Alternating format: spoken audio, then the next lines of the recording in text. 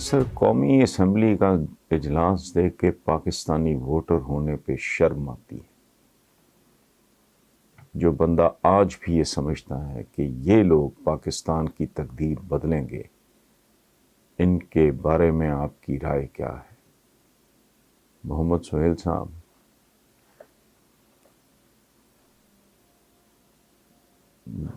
میرا کل کا کالم پڑھیے آپ روزنامہ جنگ میں نے اسی پہ ماتم کیا ہے. سہیل صاحب، ایک اور گزارش یہ کہ ہماری بدنصیبی رہی اور اب تک چل رہی ہے کہ ہماری لیڈرشپ، پولیٹیکل لیڈرشپ بہت بنیادی اہمیت کی حامل ہوتی ہے. وہ موسٹلی بہت گھٹیا تھی. جن لوگوں کو بہت ہم نے آسمان پہ چڑھایا ہوا ہے نا، وہ بھی اس ملک کے لیے الٹیمیٹلی بوسہ مرگ ثابت ہوئے. ہماری فکری قیادت بلو ایوریج، مذہبی قیادت جو مذہب کے ساتھ اس ملک میں ہو رہا ہے، انہی کا کریڈٹ ہے، یہ ڈسکریڈٹ ہے. یہ جو بات آپ نے کی ہے، مجھے تقریباً 28-30 سال ہو گئے لکھتے ہوئے. میں نے کیا نہیں لکھا. میں نے ان اسمبلیوں کو استبلیاں لکھا ہے. ہارس ٹریڈنگ ہے نا، گھوڑے، یہ استبلیاں ہیں، استبل سے.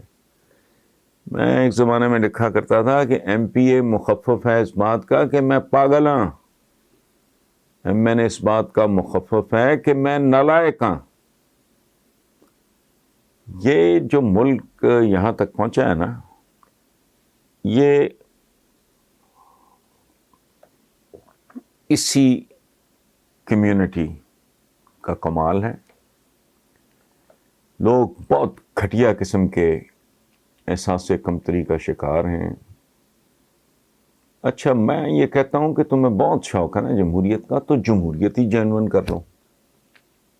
اگر تمہاری اوقات نہیں رہ گئی اس دنیا میں اتنی کہ تم خلافت کا ریوائول کر سکو، اس فلسفے پہ عمر درآمد کر سکو، تو چلو یہی بہتر کر لو. یہ شام ڈیموکریسی ہے. کتنی بار کا گندا، غلیظ، ناپاک پانی، بدبودار پانی، اس کے اوپر آپ نے لیبل لگایا ہوا ہے آب حیات کا. اور ایک بات میں آپ کو بتاؤں، جو آپ نے کہا شرم ان کو آتی ہے جن کے اندر موجود ہو، جو ڈھیٹ ہیں، بے حیا ہیں، یا کسی نہ کسی حوالے سے بینیفیشریز ہیں اس نظام کے، ان کے لیے سب ٹھیک ہے. اچھا، ایک آخری بات میں عرض کر دوں، اس پہ تو جتنا مرضی بول لگے. میں لکھ لکھ کے میری تو انگلیاں چپٹی ہو گئی ہیں. 28-30 سال سے یہی کچھ لکھا ہے، نہیں کہ نوحہ لکھا ہے. تھرڈ فورس کے میں خواب دیکھتا تھا کہ شاید کوئی لوگ بہتر ہوں گے تو شاید معاملہ یہ اسی گند میں سے کوئی بہتری نکل آئے، لیکن نہیں، وہ میں ہی غلط تھا. اور ایک بات طے ہے، یہ آپ کے لیے نہیں ہے، سارے ویورز کے لیے ہے، اس ملک کے ہر کرتے دھرتے کے لیے ہے، اس ملک کے ہر ہمدرد کے لیے ہے. وہ غور سے سن لے کہ ان لوگوں کے یا ان جیسوں کے ہوتے ہوئے، اس نظام کے ہوتے ہوئے، لوگوں کو سکھ، سکون، خوشحالی، تعلیم یا روٹی کپڑا مکان اور صحت وغیرہ کی سہولتیں ملنے کا سوال ہی پیدا نہیں ہوتا. چونکہ یہ وہ لوگ ہیں جو عوام کو وہ عزت بھی نہیں دے سکے جو مفت ملتی ہے. دیکھو نا جی، آپ نے صحت کی سہولتیں دینی عوام کو، you need a lot of money, lot of planning. بھیڑیے نہ ہوں، جانور نہ ہوں، کھائیں کم سے کم، لگائیں زیادہ سے زیادہ. اچھا، اسی طرح اگر آپ نے لوگوں کو روٹی کپڑا مکان، جو لوگوں کو روٹی روزگار دینا ہے، اس کے لیے اقتصادی طور پہ مضبوط ہونا ضروری ہوگا. اگر آپ نے لوگوں کو چھت دینی ہے، علاج دینا ہے، تعلیم دینی ہے اس ملک کے بچوں کو، تو وہ 2.5 کروڑ بچہ باہر پھر رہا ہے. اس کے لیے تو وسائل چاہیے نا جی. ہم اس بحث میں نہیں پڑتے کہ نواز شریف لوٹ کے کھا گیا تو پیپلز پارٹی نے یہ کر دیا. نہیں, لٹ گئے پٹ گئے, جو ہو گیا ہو گیا. وسائل ہیں ہی نہیں, وسائل نہ ہونے کی وجوہات پہ بات ہی نہیں کرتے ہیں. وسائل نہیں ہیں, کیا کریں بھائی؟ صحت کی سہولتیں کیسے دیں؟ عوام کے بچوں کو کیسے پڑھائیں؟ اچھا, لیکن کوئی مجھے یہ سمجھائے کہ جو سرکاری دفتروں میں, تھانوں میں, کچہریوں میں عام پاکستانی ذلیل اور رسوا ہوتا ہے, پالتو جانوروں کے ساتھ بہتر سلوک ہوتا ہے, اس کو عزت نہیں دے سکتے یہ جو مفت ملتی ہے. کسی بیوہ کے پلاٹ پہ قبضہ ہو جائے, رل جائے گی تیسری نسل. پچھلی گورنمنٹ کی بات ہے میرا خیال ہے, مجھے اب یاد نہیں. سپریم کورٹ کے کوئی جج تھے, ان کی آنکھوں میں آنسو آ گئے. تیسری نسل کا بندہ, اس کے بھی بال سفید تھے, انصاف لینے پہنچا ہوا ہے. یہ حیرت انگیز بات ہے کہ اس ملک میں عام آدمی کو وہ بھی نصیب نہیں ہوتا جس کے لیے وسائل نہیں چاہیے. مفت. اگر تھانے میں لوگوں کو عزت ملے, کچہری میں, سرکاری دفتروں میں ان کو جانوروں کی طرح نہ ٹریٹ کیا جائے, تو اس پہ تو کچھ نہیں لگتا. یہ وہ کلاس ہی نہیں ہے, یہ وہ طبقہ ہی نہیں ہے. ان کے اندر لوگوں کے لیے نفرت, حقارت اور کرودھ کے علاوہ ہے ہی کچھ نہیں. یہ اپنے نہیں. اب آگے سوال ہے, میں اس کا جواب دوں گا, بڑا دلچسپ ہے رنجیت سنگھ کے حوالے سے. اس نے یہ کیا, وہ کیا. آپ آج 2020-21 میں اپنے لوگوں کے ساتھ کیا کر رہے ہیں؟ سہیل صاحب خاطر جمع رکھیں, آپ ٹھیک جگہ بیٹھے ہیں, دبئی میں بیٹھے ہیں, اللہ توفیق دے, کل شفٹ کہیں اور کر جانا, کو بہتر دنیا میں چلے جانا. میرے جیسا بندہ اس عمر میں ان گنت اپرچونٹیز میرے پاس رہیں ساری زندگی, اب بھی ہیں, اب اویل کروں گا. لیکن اب کیا, میں نے کیا کرنا, صرف اس لیے کہ یار میری فیملی, میرے بچے چچے یہاں سے نکل جائیں. یہ صورت ہے. یہ ویورز محمد بلال ہیں, شہر کا نام نہیں لکھا ہے انہوں نے, لکھا ہے پاکستان. وہ کہتے ہیں آپ رنجیت سنگھ کے ان کارناموں کا ذکر بھی تو کریں جو مسلمانوں پہ کیے, اور مساجد کو مستقبل بنایا. آپ اسے شیر پنجاب کہتے ہیں تو وہ تو ظالم تھا, وغیرہ وغیرہ اس طرح کا. تو بھائی میرے, وہ تو ظالم تھا. یہ جو پاکستانی عوام کے ساتھ 73 سال سے ہو رہا ہے, یہ تو مقامی ہے. یہ کیوں اتنے ظالم ہے؟ نادر شاہ نے کیا کیا تھا؟ وہ جامع مسجد دلی کے گنبد پہ بیٹھ کے اس نے کہا تھا, میں نے جب تک تلوار میرے ہاتھ میں ہے قتل و غارت کا میدان جاری رکھو, نہ ہندو نہ مسلمان. یہ باقی جتنے حملہ آور تھے وہ کیا کرتے رہے ہیں یہاں؟ سگے بھائی بھائیوں کے ساتھ کیا کرتے رہے ہیں؟ اورنگزیب, مراد, شجاع, دارا شکو میدان جنگ میں. نصیر الدین ہمایوں جو بانی ہے مغلیہ سلطنت کے, ظہیر الدین بابر ان کا جو بیٹا, جو شکست کھا کے ایران چلا گیا تھا شیر شاہ سے, اور پھر واپس آ کے جلال الدین محمد اکبر, اکبر اعظم کے والد, ان کے بھائیوں نے ان کے ساتھ کیا کیا تھا؟ وہ اتنے ظالم تھے کہ ادھر کابل میں اکبر کو انہوں نے ہاسٹیج رکھ لیا تھا. اکبر بچہ تھا, اس کو پڑھایا بھی نہیں تھا ان ظالموں نے. ہمایوں نے جب واپسی پہ ان پہ حملہ کیا تو وہ اتنے سنگ دل تھے, انہوں نے اپنے معصوم چھوٹے بھتیجے کو اکبر کو باندھ دیا تھا کہ کرو گولہ باری. آپ مجھے بتائیں یہ جتنی آپ کی یہ تاریخ ہے، اچھا اب آپ مجھے یہ بتائیں آٹومنز نے کیا کیا؟ بیٹے مروا دیے. یہ 100% ڈرامہ نہیں ہے، یہ جو میرا سلطان وغیرہ چلتے رہیں. ڈرامے میں ڈرامہ تو ہوگا، ایکسیجریشن ہوگی، مبالغہ ہوگا، لیکن بنیادی حقیقتیں نہیں. مصطفیٰ لاڈلا بیٹا تھا، ہلکا سا شک پڑا کہ ایرانیوں کے ساتھ مل کے میرے تخت پہ قبضہ کر مروا دیا. یہ عام پریکٹس تھی. ٹھیک ہے، کبھی مجھے یہ بتائیں آپ کہ جسے ہم کہتے ہیں 800 850 جتنا بھی مسلمانوں کا رہا ہندوستان پہ حکومت، کبھی بھائی میرے سنجیدہ تاریخ پڑھ کے تو دیکھیں آپ مسلمان کا حال کیا تھا. جھونپڑیوں میں ننگے پاؤں، جوتا نصیب نہیں. اور یہ پاکستان کے بننے کے بعد تک یہی کیفیت رہی ہے. محاورے کیا ہیں آپ کے؟ 2 وقت کی روٹی سوکھی روکھی سوکھی مل جائے، ایسا ہی ہے. حکمران کون تھے؟ حکمران یاد رکھیں صرف حکمران ہوتا ہے. انگریزی کا بھی محاورہ ہے، کنگ شپ نوز نو کنشپ. اقتدار کا کوئی رشتہ دار نہیں ہوتا، اقتدار کا کوئی مذہب نہیں ہوتا. خلفائے راشدین، اس کے بعد ایک گیپ، اس کے بعد حضرت عمر بن عبدالعزیز. کیا نہیں ہوا؟ کربلا بھول گئے آپ. سو بھائی میرے، سب سے بڑا ثبوت پاکستان بننے کے بعد اس ملک کے حکمران طبقوں نے عام آدمی کے ساتھ کیا کچھ نہیں کیا. وہ کل کی بات ہے، اس لاہور کا CCPO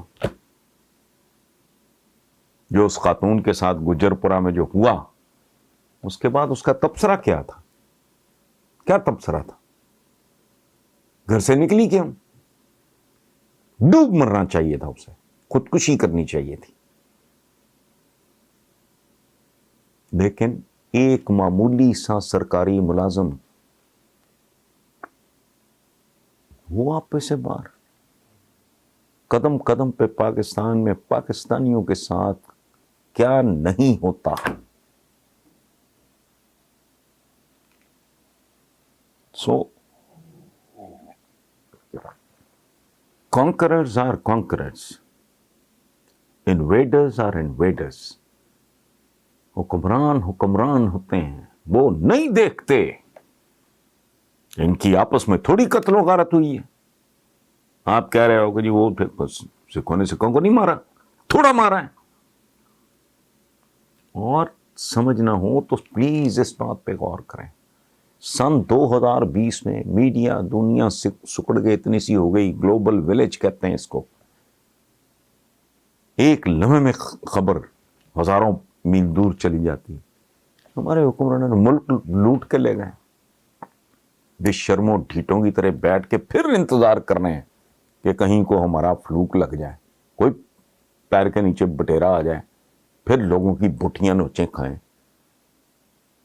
یہی لوگ ہیں نا. کہاں سے آ گئے سرے محل اور امن فیلڈ وغیرہ؟ کیا لوگ ہیں؟ آئے تھے تو کہاں تھے اور کیا تھے اور کیسے تھے اور کتنے تھے؟ اب سو یہ حکمرانوں کو بطور. ہاں ایک آخری بات میں آپ کو عرض کر لوں کہ پاکستان میں کوئی غیر مسلم اگر پاکستانی شہری ہے، وہ میرا ہے. رشتوں کی قسمیں ہوتی ہیں. ایک بانڈ ہوتا ہے مذہب کے حوالے سے. تو ہم تو وہاں بھی دیکھ لو آپ، فرقہ بازی میں نے بنائی ہے یا آپ نے؟ کیا کچھ نہیں کرتے؟ کیا کچھ نہیں کرتے رہے؟ دہشت گردی میں کون کن کو مارتا رہا ہے اور کس نام پہ مارتا رہا ہے آپ کو نہیں پتا؟ پاکستان میں کتنا معصوم، لینا ایک نہ دینا دو، عوام بھولے بھالے دہشت گردوں کے اس نے. یہ ہزارہ میں کیا ہوا؟ کرنے والے کون ہیں؟ وہ چاہے کسی کا ایجنٹ بن کے کرے، چاہے اپنی کسی واردات پہ ہو، چاہے اس کا دماغ ہلا ہوا ہو، چاہے اس کی برین واشنگ ہو گئی ہو، چاہے وہ ہپنوٹائز ہوا ہو، چاہے کسی نے ڈرگ دے کے بھیجا ہو، کچھ بھی ہو، کیا ہے یہ؟ آج تک مجھے نہیں سمجھ آئی، آپ مجھے سمجھائیں، ایران عراق وار کیوں ہوئی؟ یہ اتنی قتل و غارت کس چکر میں؟ دونوں طرف مسلمان تھے، اتنی دیر تک وہ جنگ کیوں جاری رہی؟ پھر ختم کیوں ہو گئی؟ کتنے گھر اجڑ گئے مسلمانوں کے؟ اب اسلامک ورلڈ آج کا آپ دیکھ لو، ڈھکی چپی بات ہے کوئی؟ اس سے پہلے بایزید یلدرم، ایسا عالی شان حکمران کس کا؟ آٹومنز کا، جسے ہم خلافت عثمانیہ کہتے ہیں۔ امیر تیمور گیا، اس کا بیڑا ہی غرق کرایا۔ آپ مجھے بتائیں، امیر تیمور صاحب میرے بھی ہیرو ہیں، آپ کے بھی ہیرو ہیں، وہ بھائی اس طرح نہیں ہوتا۔ پنجاب میں پہلی بار ایک پنجابی آیا، تعلق ہوتا ہے نا، ایک میرا رشتہ ہے مذہب کا، مذہب کے حوالے سے، ایک میرا دھرتی کے حوالے سے، میرا تاریخ کے، ثقافت کے حوالے سے۔ ہاں، یہ ایک آئیڈیل صورتحال ہے کہ آپ کا میرا، ہم دونوں ہم مذہب بھی ہیں، دھرتی بھی ہماری ایک ہے، ہماری مدر ٹنگ، ماں بولی جو ہے، مادری زبان، وہ بھی ایک ہے، وہ ایک اور صورت ہے۔ لیکن اس طرح تو نہیں۔ پاکستان کا کوئی ہندو اگر نوبیل پرائز لے گا، کوئی سکھ نوبیل پرائز لے گا، کوئی غیر مسلم، میں بات کر رہا ہوں تو میں تو فخر کروں گا اس پہ، وہ بھائی پاکستانی تو ہے نا، وہ تو نہیں آپ اس سے چھین سکتے۔ تو اس لیے چیزوں کو تھوڑا، تاریخ کو تاریخ کے طور پہ پڑھیں اور ایک طالب علم کے طور پہ پڑھیں۔ وہ باقی پورا چلتے چلتے ایک بات اور سن لیں، بنو امیہ انہوں نے کیا کیا؟ پھر جب بنو عباس آئے تو کیا ہوا؟ قبریں کھودی گئیں، ان کی قبریں کھود کے گلی سڑی جس بھی حالت میں لاشیں تھیں ٹانگ دی گئیں۔ کون تھے؟ اس لیے تاریخ کو اس طرح نہیں دیکھنا چاہیے۔ حکمرانی اور چیز ہے، جہاں بانی اور چیز ہے، وہ کوئی رشتہ مشتہ، کوئی تعلق، کوئی کچھ نہیں ہوتا۔ اقتدار نمبر 1، اقتدار نمبر 2، اقتدار نمبر 3، اس کے بعد ہے جو کچھ ہے۔ یہ ہمارے خلفائے راشدین تھے، یا بعد میں نے کہا جو حضرت عمر بن عبدالعزیز، یا اس طرح کی تاریخ میں ایک آدھ کو ہر مثال، باقی کچھ نہیں ہے۔ کسی غلط فہمی میں نہ رہیں آپ۔ السلام علیکم ویورز، آج کے کالم کا عنوان ہے پھر باقی کیا رہ جائے گا۔ چند ہفتے پہلے اسی کالم میں لکھا تھا کہ صرف ایک دن کا اخبار کسی بھی قوم کے اجتماعی کردار کو سامنے لے آتا ہے۔ آج اسی ایکسرسائز پہ گزر بسر کرتے ہیں۔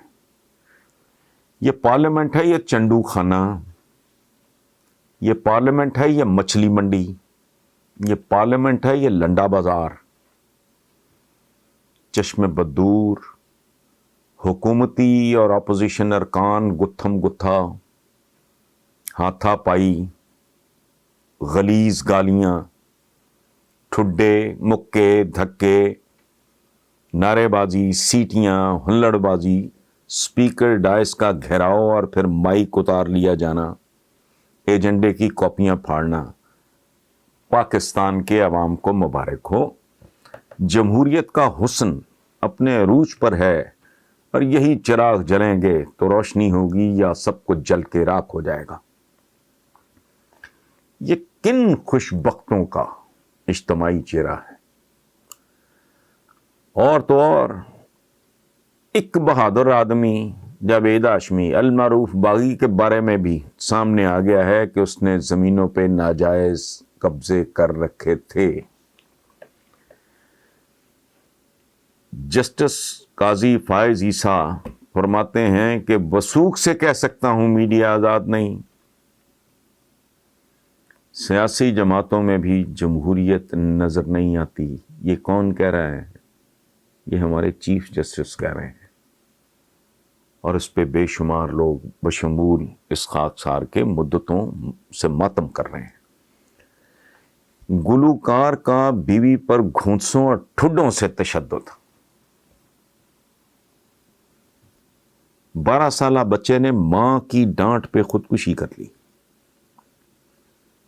شہد کے چھتے سے شہد نکالنے پر مالک نے غلیل چلا کر آنکھ ہی باہر نکال دی۔ قائمہ کمیٹی برائے سائنس اور ٹیکنالوجی کے اجلاس میں انکشاف ہوا کہ مارکیٹ میں پلاسٹک کے انڈے اور گھی بھی فروخت ہونے لگا ہے۔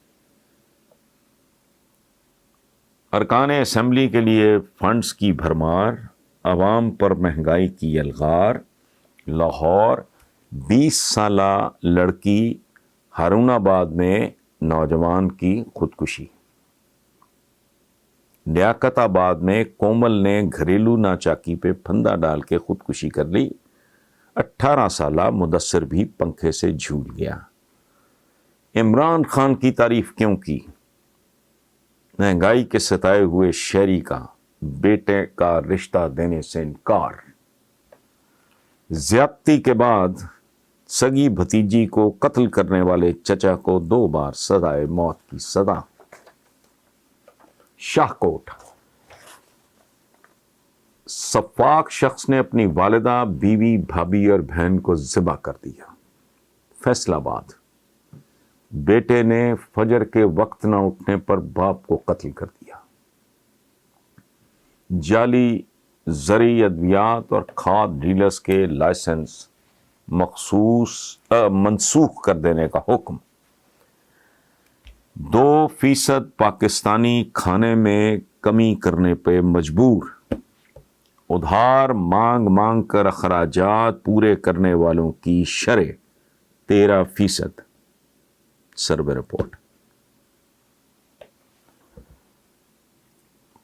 یہ ایک دن کے اخبارات سے نکالی ہوئی سرخیاں ہیں، اور کہتے ہیں دیگ کے چند دانے چکھنے سے ہی پوری دیگ کی حالت کا اندازہ ہو جاتا ہے، اور یہ واقعی صرف چند دانے ہیں، ورنہ ایسی خبروں کا شمار نہیں جنہیں پڑھ کے انسان پتھرا جاتا ہے، اور لاتعداد ملی نغمے کانوں میں گونجنے لگتے ہیں۔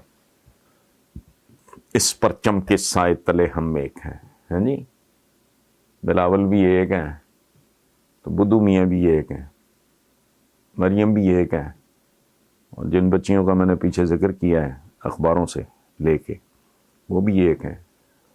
سونی دھرتی اللہ رکھے، ٹھیک ہے،